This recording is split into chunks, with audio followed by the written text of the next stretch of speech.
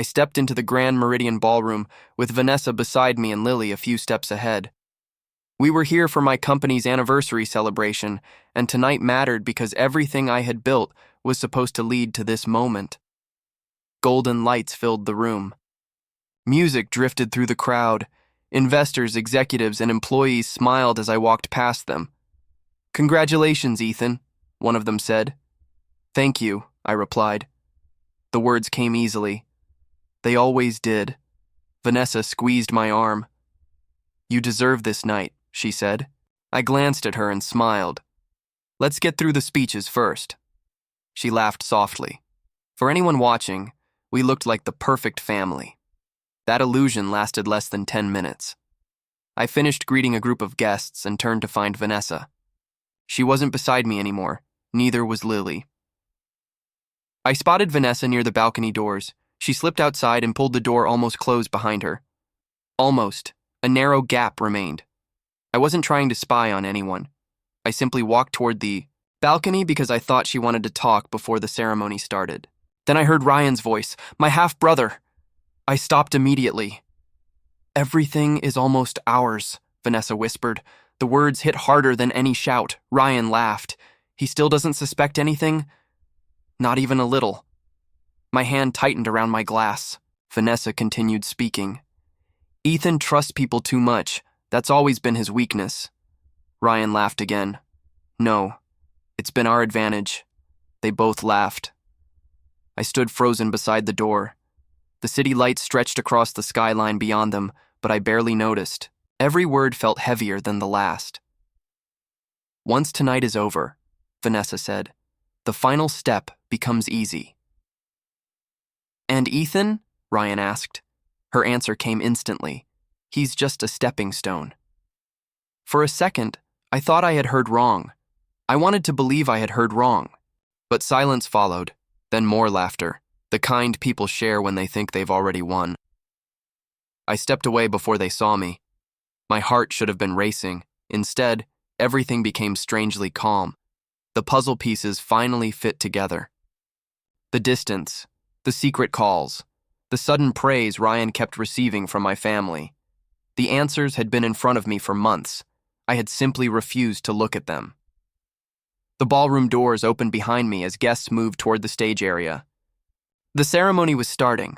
I walked back inside. Nobody noticed anything. Vanessa returned a minute later wearing the same warm smile she always used in public.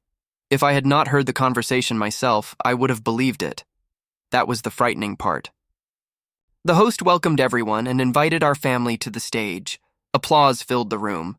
Vanessa accepted the microphone first. She smiled at the audience. "I want to thank my husband," she said. "Ethan has always put family first." The crowd applauded.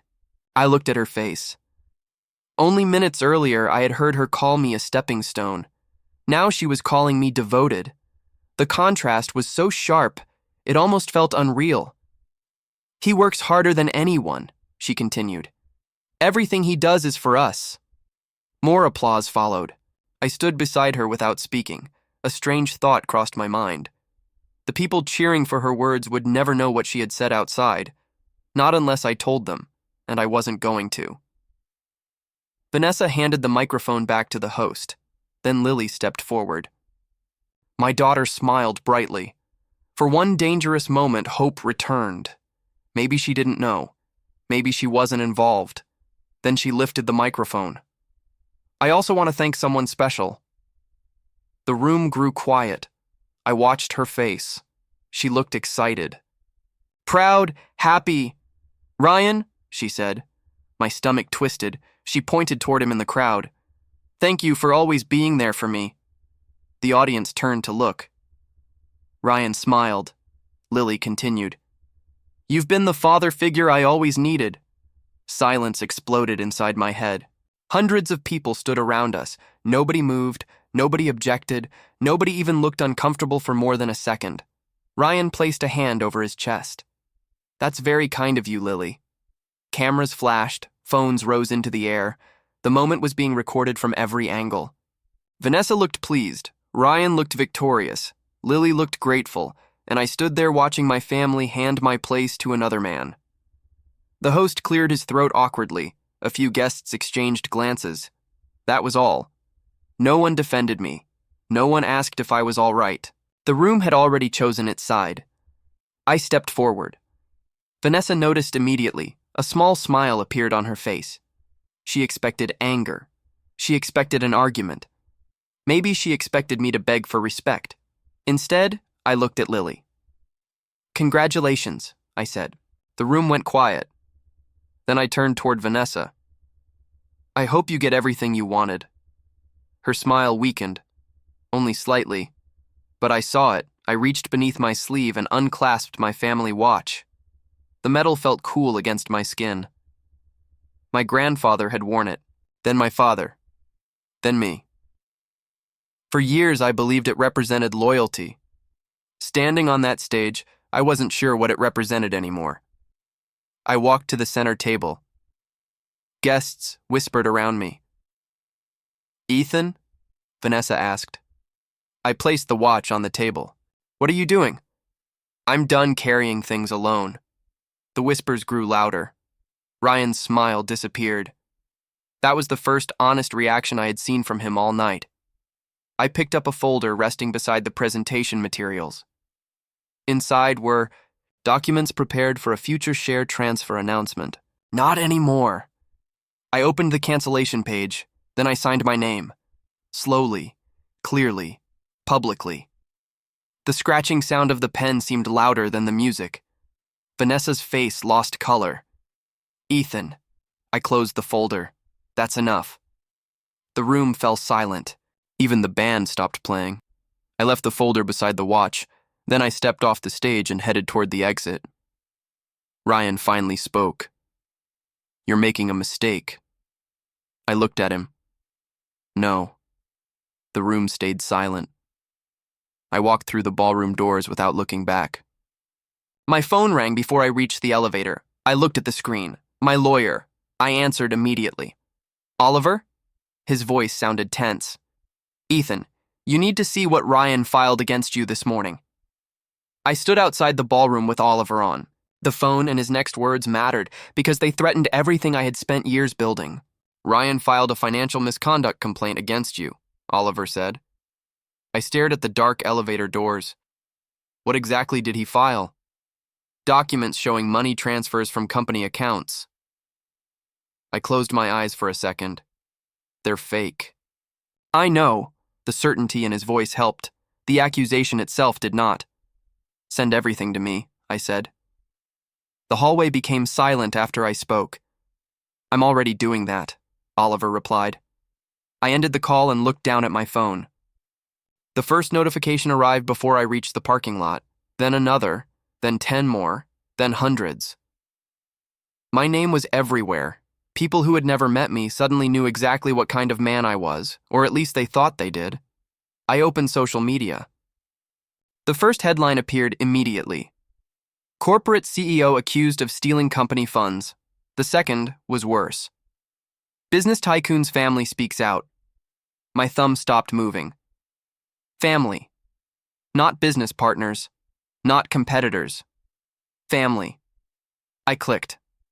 A photograph of Vanessa filled the screen. Below it were thousands of comments. Some called her brave. Others called her a survivor. Many called me a monster. I locked my phone. The parking garage felt colder than it should have. A strange detail caught my attention. My wrist. The empty space where my watch used to be. I kept looking at it without meaning to. Years of habit refused to disappear in one night. The watch was gone. The family behind it seemed gone too. My phone rang again. "Oliver," I answered immediately. "Where are you?" "Leaving the hotel." "Come to my office. I'll be there."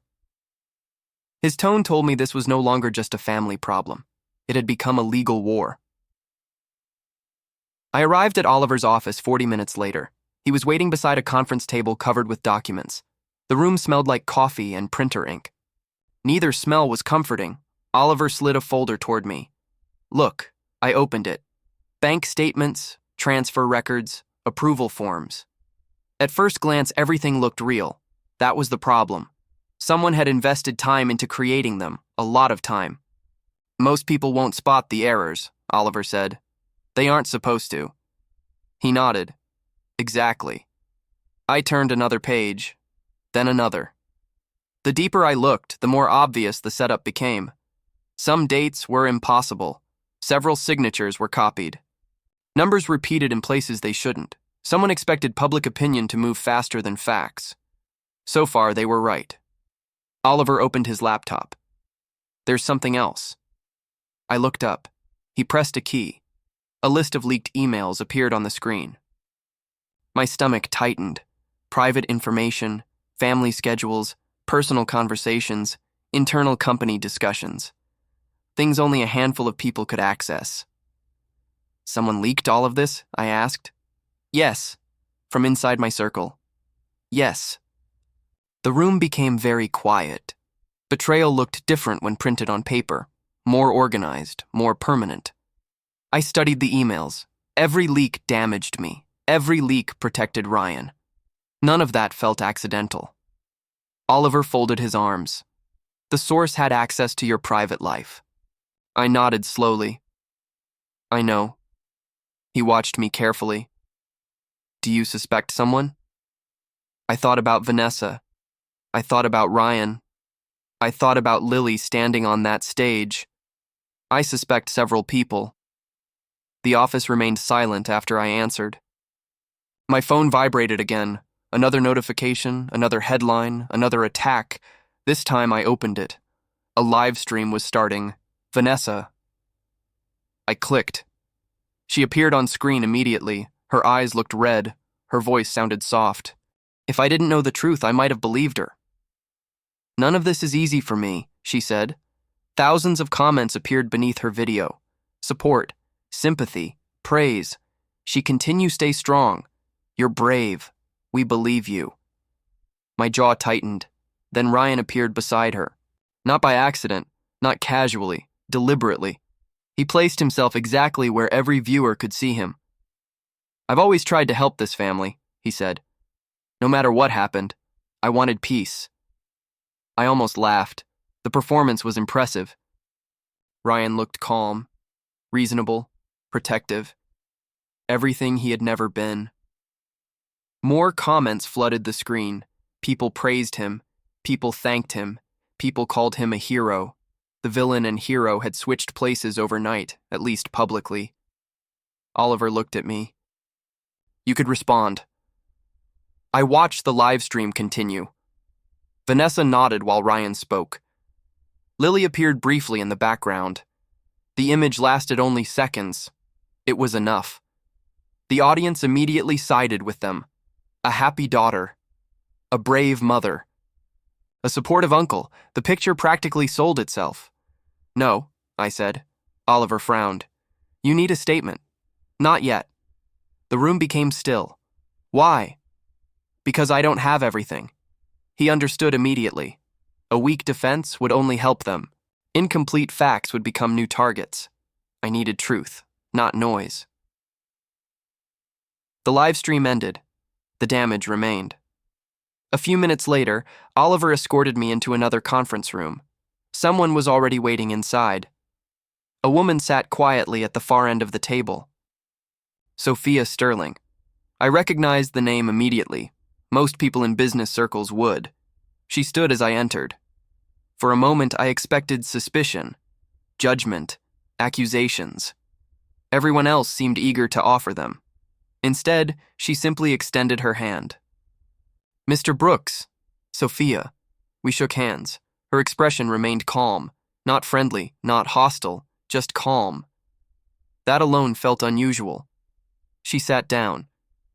So, she said, what actually happened? I blinked. The question surprised me, not because it was difficult, because nobody else had asked it. They had already chosen their answers. Sophia had chosen a question. I studied her face carefully. There was no accusation there, only curiosity. Most people seem convinced I'm guilty, I said. The room stayed silent. Sophia folded her hands. Most people aren't evidence. For the first time all day, I almost smiled. Oliver's phone suddenly vibrated. He glanced at the screen. Then his expression changed. Completely. Every trace of calm disappeared.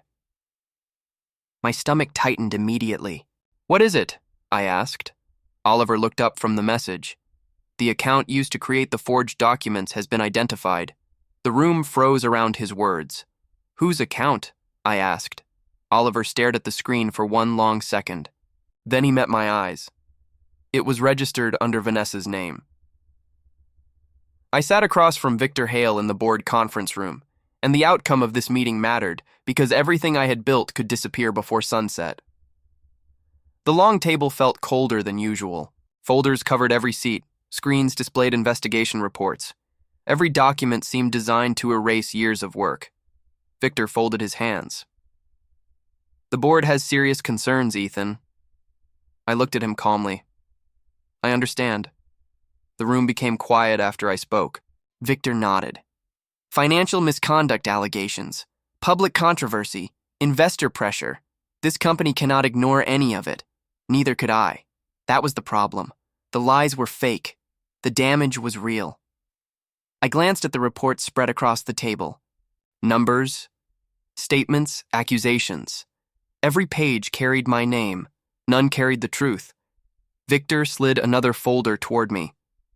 "The investigation will continue." I opened it. More evidence, or what appeared to be evidence. Someone had spent months creating this trap. Months. That detail stayed with me. Most scandals happen quickly. This one felt prepared. Carefully, patiently, like a hunter building a cage. My phone vibrated. "Ryan." I stared at his name, then answered. "Ethan," Ryan said. "We should talk." "I'm listening." His voice sounded relaxed, almost cheerful. "I think we can solve all this." The room stayed silent as I listened. "You seem confident, because I understand the situation better than anyone." I almost laughed. That part was probably true. Ryan continued. "The investigation will only get worse. More evidence will appear. More pressure will arrive. You know that." I said nothing. He took my silence as permission. "Meet me privately." The call ended. Victor watched me carefully. "Ryan?" "Yes." His expression tightened. That reaction told me everything. Even he no longer trusted my half-brother completely. An hour later, I entered a private executive lounge inside the company building. Ryan was already there. A glass of expensive whiskey sat in front of him. He looked comfortable. Like a man sitting in a house he already owned. "Thanks for coming," he said. I sat across from him. "Say what you came to say." The room grew still. Ryan smiled. "You've always been direct. And you've always enjoyed speeches." His smile weakened slightly. That alone made the trip worthwhile. Ryan leaned forward. "I'm offering you a way out." I waited. Publicly admit responsibility. Step away from the company. Leave quietly. I studied his face. Not anger, not guilt, confidence. The kind confidence people have when they think the game is already over. "And if I refuse?" I asked. Ryan leaned back. "The investigation continues." I remained silent. He smiled again. "But if you cooperate, Lily stays protected." That got my attention.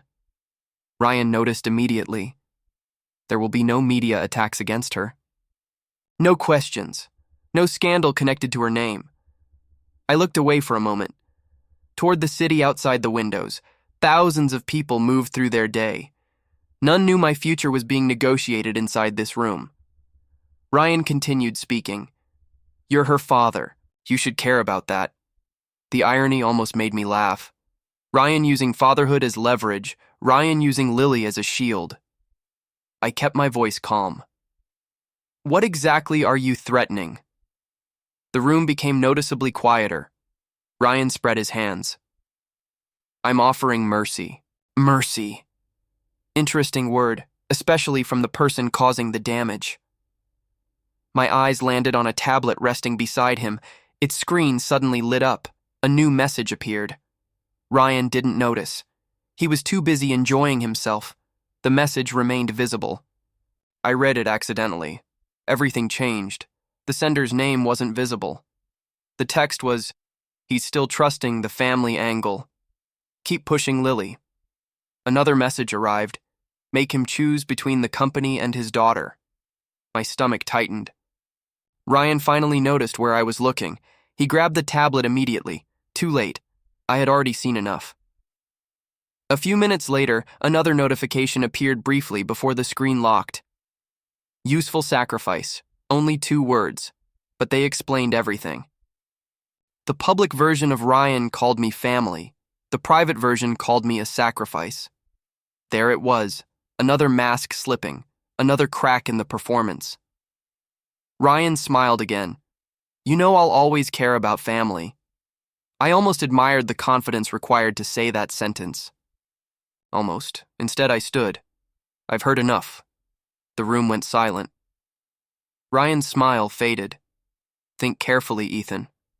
"I will." His eyes followed me as I walked away. For the first time, I noticed uncertainty there. Only a little. But enough. I returned directly to Oliver's office.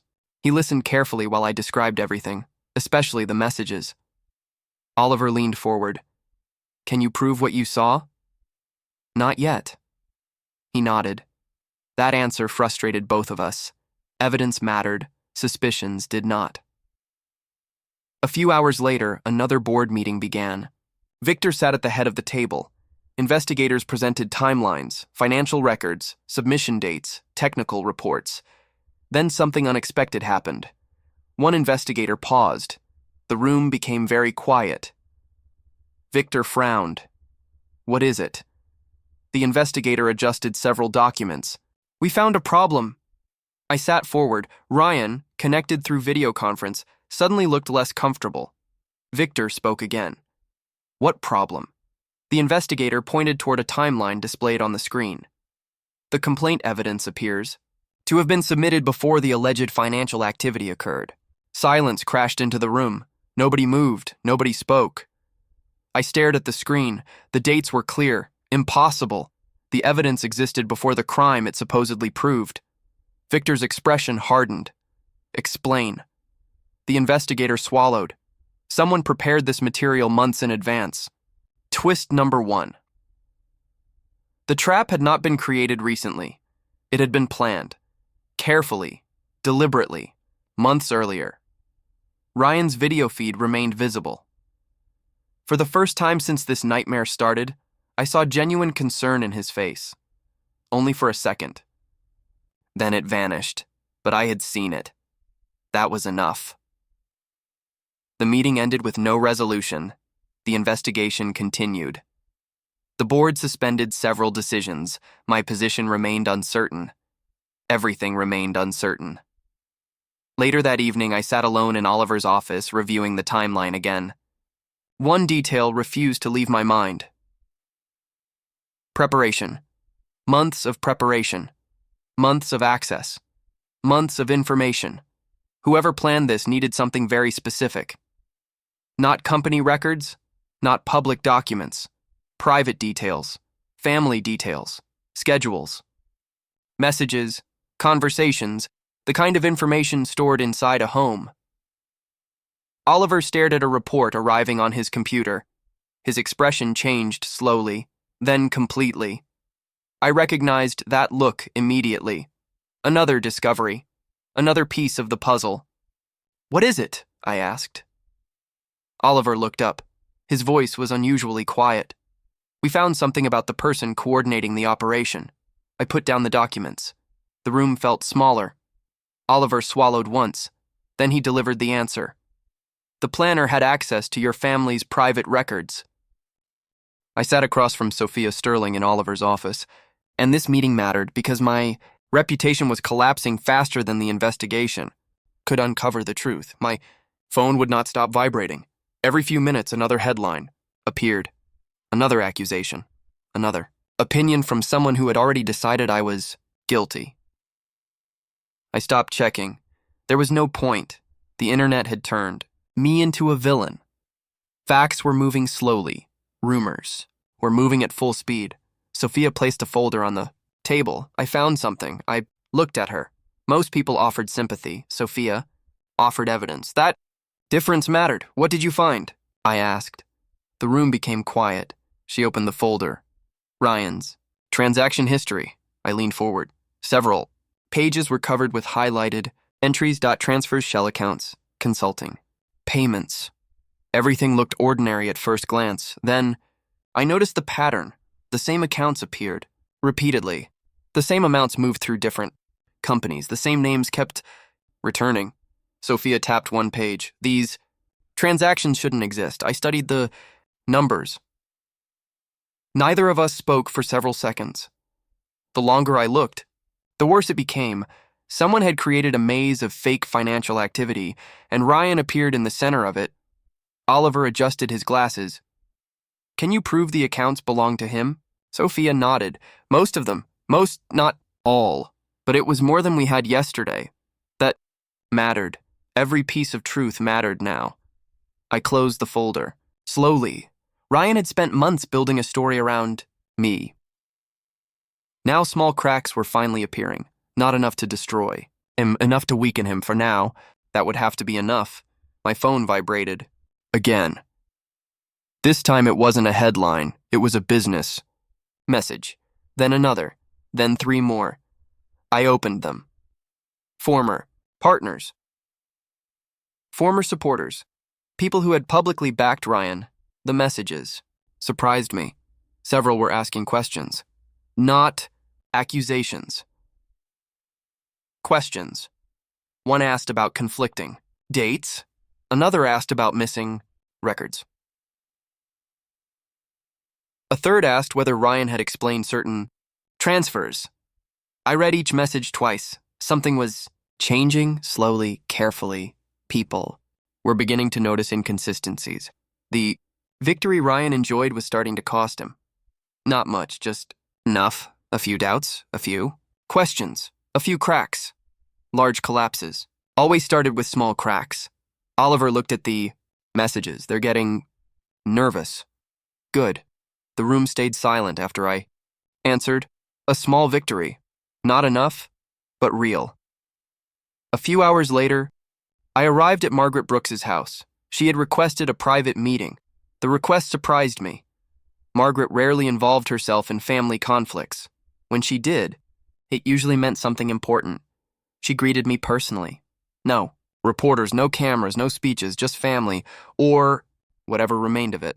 We sat in her study. Old photographs covered the walls. Generations of Brooks' family members stared down from wooden frames. Some faces looked familiar. Others did not. My eyes drifted toward one empty space on a shelf. Space shaped exactly like the watch I had left. Behind, Margaret noticed immediately. You've been thinking about it. The watch? She nodded. I looked away. More than I expected. Margaret remained silent for a moment. Then she opened a drawer. Inside was a folder. Very old, very worn. She placed it in front of me. Your grandfather left instructions. I frowned. What kind of instructions? Instructions about ownership. The room suddenly felt smaller. Margaret opened the folder. Several documents rested inside. Some were decades old, others were newer. All carried family signatures. I studied them carefully. Then my heartbeat slowed. Not faster, slower. The kind of slow that happens when something impossible begins making sense. Margaret folded her hands. The watch was never just a family heirloom. Looked at her. What was it? A symbol. I waited. A symbol of succession. The words hung in the air. For several seconds I said, nothing. Margaret continued. The person who carried that watch was recognized as the family's chosen successor. I stared at the documents again. Then at her. Then back at the documents. A dozen memories suddenly. Connected arguments, comments. Old conversations. Things I had ignored. Things I should have questioned. Margaret watched me carefully. There's something else you need to know. I already knew I wasn't going to like it. What? She exhaled slowly. Ryan was never entitled to the controlling shares he claimed belonged to him. Twist number 2. The room fell completely silent. I looked down at the documents. Every signature was there. Every transfer record. Every ownership Declaration. Ryan's claim had never been legitimate, not legally, not historically, not financially. He had built part of his public image on a right he never possessed. I leaned back slowly. For the first time in weeks, a major piece of the puzzle clicked into place. Not the entire puzzle, just one section, enough to matter. A lot. Margaret closed the folder. You needed to know the truth. I did. The study remained silent after I answered when I left her house. My phone displayed a breaking news alert. Ryan was speaking at another public event. I opened the video. He stood confidently before reporters. The same confidence as always, the same polished smile, the same carefully rehearsed image. Then, I noticed something else. Vanessa stood nearby. Not beside him. Nearby. The difference was small, important. Ryan answered questions, ignored her. Twice. Interrupted her once, then moved on without acknowledging her. Most people would miss it. Didn't. I had spent years learning how to read small details. Vanessa's expression changed slightly each time. Not anger, not yet confusion, disappointment, realization. For the first time, she seemed to understand something. Ryan wasn't treating her like a partner. He was treating her like a tool, a useful tool. Nothing more. I remembered. The messages on his tablet. Useful. Sacrifice. The phrase returned immediately. Vanessa probably imagined a future beside him, a perfect future, a powerful future. Watching the live stream, I began wondering whether Ryan had ever promised her anything real, or whether she had simply been useful. The possibility stayed with me. Hours later, I returned to Oliver's office. Sophia was already there. Stacks of documents covered the conference. Table.new records new. Transfers.new links. The investigation was accelerating. Finally, Oliver's phone suddenly rang. He answered. Immediately, his expression changed before the call even ended. I recognized that look. Another breakthrough. Another problem. Sometimes. They arrived together. Oliver lowered the phone slowly. What happened? I asked. The room became very still. Oliver looked from me to Sophia, then back to me. His voice dropped. Daniel Ross just obtained a recording that can destroy Ryan's entire public image. I stood beside Sophia Sterling near the entrance of the press conference hall, and this moment mattered because the same people who watched my public humiliation were about to witness the truth. The hall was packed. Reporters filled every row. Cameras pointed toward the stage. Business executives, relatives, investors, and thousands of online viewers waited for answers. I recognized many faces. Some had watched Lily thank Ryan instead of me. Some had applauded Vanessa. Some had remained silent. Today, they were all back. Sophia glanced at me. Nervous? I looked toward the stage. No. The room remained quiet after I answered. That wasn't confidence. It was exhaustion. The truth had finally arrived. Now, it could do its own work. Ryan entered moments later. He walked through the crowd like a man arriving at his own victory celebration. His smile was relaxed. His posture was perfect. People still moved aside for him. People still greeted him warmly. The image he built remained intact. For now. Vanessa entered behind him. The difference between them was impossible to miss. Ryan looked confident. Vanessa looked uncertain. Her eyes kept moving through the room, searching, measuring, doubting. The regret had already started. She simply hadn't reached the end of it yet. Lily sat beside her. Neither looked comfortable. Ryan approached several reporters. I've cooperated fully with every investigation, he said. Today should finally bring closure. The reporters nodded. Several cameras moved closer. Ryan enjoyed every second of it. He believed he had won. That belief would make the next hour much harder for him. Victor Hale stepped onto the stage first. The room quieted immediately. Then Daniel Ross followed. A large screen illuminated behind them. The presentation began. I remained silent. Sophia remained beside me. Neither of us moved. Daniel adjusted several documents. His voice was calm. Over the past weeks, multiple allegations were made against Ethan Brooks. Images appeared on the screen, headlines, social media posts, investigation records. The audience watched carefully. Daniel continued. Today, we will discuss where those allegations originated. Ryan smiled. Still confident. Still comfortable. Stage 1 had begun. The audience believed they were watching confirmation. Ryan believed it too. Daniel displayed the first financial record. These transfer documents were used to accuse Ethan Brooks of misconduct. The screen zoomed in. Highlighted sections appeared. Dates, account numbers, digital signatures. Daniel pointed toward several entries. Initially, these records appeared legitimate. Ryan folded his arms, unbothered. Daniel clicked again. A second version appeared beside the first, then a third, then a fourth. Small differences became visible, tiny alterations, hidden edits. The room grew quieter.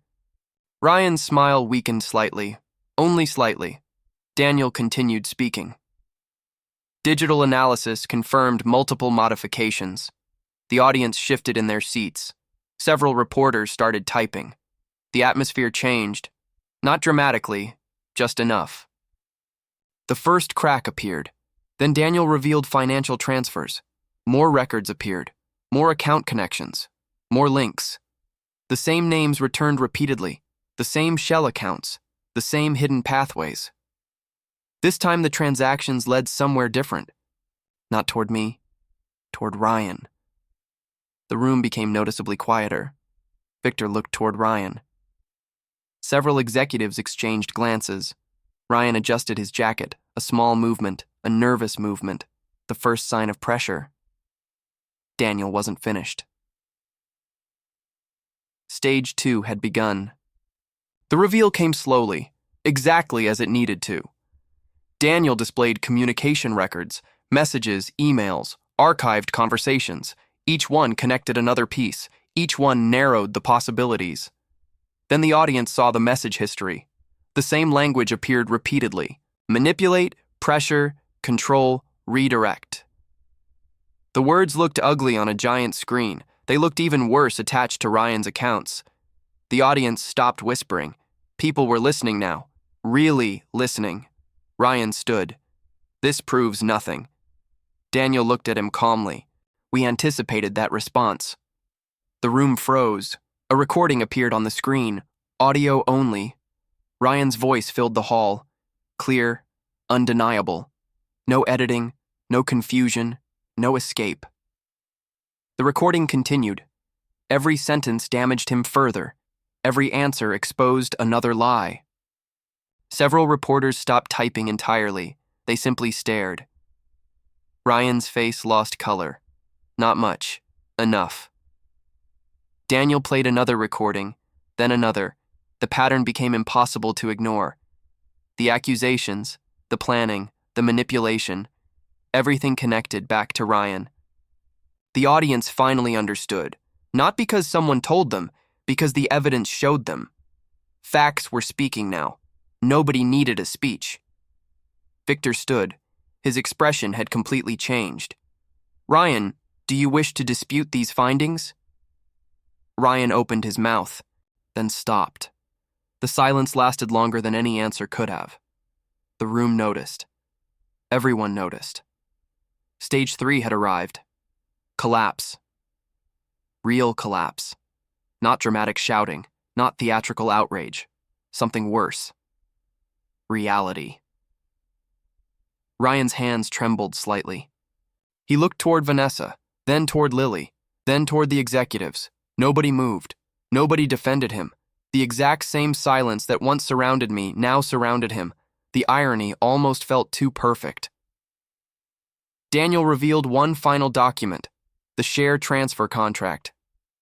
The same contract connected to the events of the anniversary night, the same contract Ryan believed nobody would question. The screen enlarged several sections. Digital alterations appeared, unauthorized edits, hidden modifications.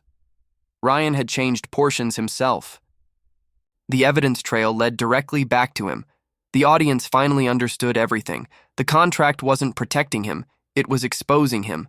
The weapon he created had become the weapon that destroyed him. Victor looked toward the board representatives. Several nodded immediately. The decision required no discussion. Ryan lost the exact thing he used against me: trust, authority, status, reputation. Everything disappeared in front of the same audience that once watched my humiliation. No speeches were necessary. The facts did all the work. Then another discovery appeared. Twist number 3. The investigation confirmed years of communication records, manipulated conversations, selective information, controlled narratives. Ryan had spent years shaping what Lily believed about me. Not through one lie, through hundreds of small ones. The realization hit the room hard. Lily stared at the screen, then at Ryan, then at the evidence. Her expression changed slowly. Confusion, shock, understanding. The process looked painful. I looked away. Some wounds didn't need an audience. The conference ended shortly afterward. Most people rushed toward Ryan, not to support him, to question him, to distance themselves, to escape the collapse. Vanessa approached me instead. For the first time in years, she looked uncertain. No cameras mattered now. No audience mattered. Only consequences. Ethan. I stopped. She swallowed. I made a mistake. The words sounded small. Far too small. I know. The hallway became completely silent. Tears gathered in her eyes. Not mine. Hers. I thought I understood everything. I said nothing, because there was nothing left to explain. She took a shaky breath. Can we try again? I looked at her calmly. No. The silence that followed felt final. Not angry, not cruel. Final. Vanessa lowered her eyes. The regret loop had completed itself.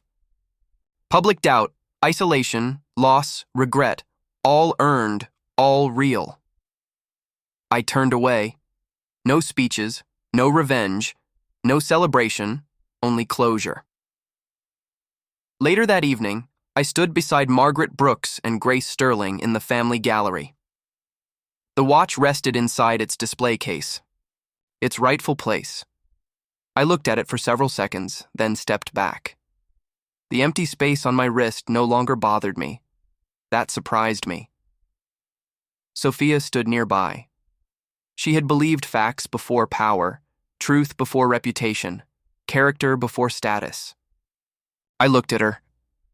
Thank you. She smiled. You're welcome. That was enough. We walked toward the exit together. Behind us, the watch remained where it belonged. Ahead of us, the future waited. As Vanessa watched me leave for the last time, she realized the moment she truly lost me forever was not the press conference, but the night I quietly placed the family watch on the stage. What do you think was the biggest mistake Vanessa made?